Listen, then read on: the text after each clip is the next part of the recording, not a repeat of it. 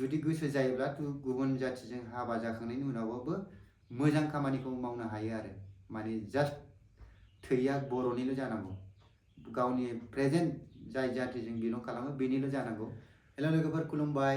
नैबे फट'नि सायाव दा जोंनि ससियेल मिडियायाव गोबां माने रागा जोंनायखौ फोरमायदों, मानोना जोंनि माखासे गोबां टेलेन्टेड जाय सिख्लाफोर दङ माने नाम जाखांनायनि उनाव जोंनि जातिखौनो बावगारनाय बायदि माने जोंनि जातियाव बेसोरजों लेबेल खालामनाय सेंग्राफोर गैयि बायदि माने गुबुन हारिजों हाबा जायो नालाय, बेखायनो एसे रागा जोंनाय फैदों। नाथाय रागा जोंनांगौ दरकार गैया।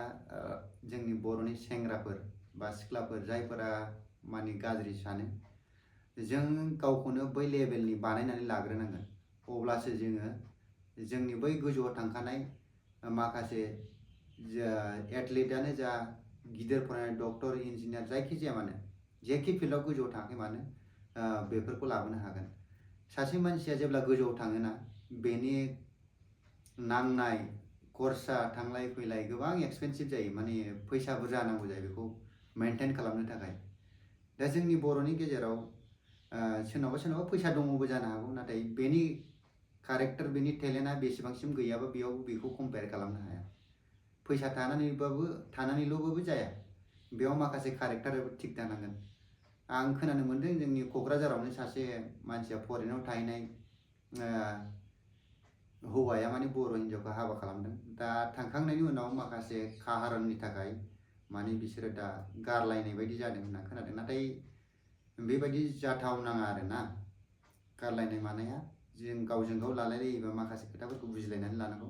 दिनै जोंनि बर'नि गेजेराव माखासे जाय इनस्टिटिउसन जेराव फोरोंनानै जों सासे गथ'खौ गोजौसिमाव लांहोनो हायो, बेबायदि इनस्टिटिउट माने जोंनि बर'नि जायगायाव गैया। आरो बर'नि गेजेराव सासे मुंदांखा माने फोरोंनानै सासे मानसिखौ गोजौ लेभेलसिम लांहोनाय मानसि गैया, बेबायदिनो आरो।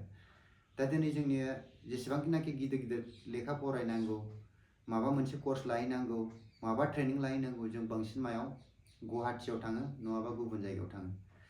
दा जे जायगायाव थांगोन बे जायगायाव माने बांसिन डेभेलप मानसिफ्रासो थाखायो आंनि हिसाबावबा, आरो जाय जायगायाव इनस्टिटिउसनफोर दङ आरो बै जायगानि मानसिफ्रा बांसिन डेभेलप जाहैखायो। दा बै डेभेलप जाहैनाय मानसिफ्रा मोजां मानसिखौ बयबो माने हास्थायखायो, आरो जाय मानसिया गोजौ थांखानाय बेबो गोजौनिखौनो लुबैखायो। दिनै बिसोर बर' मोनथिया, हारसा मोनथिया, जायखिजाया मोजांबानो जायो बिसोरनो, बेबायदि आरो आखला। माने बेयाव जोङो दा दिनै रागा जोंनानैबो जेबो लाब गैया, आरो बांद्राय गाज्रि कमेन्ट्सफोरबो हरनानै लाब गैया। माने जोंनि बर'नि माने गुबुन हारिजों हाबा जानायाबो गोबां मोजां खामानिबो मावो। दिनै एग्जाम्पल हिसाबै आं रजनी मेडामखौबो बुंनो सानो।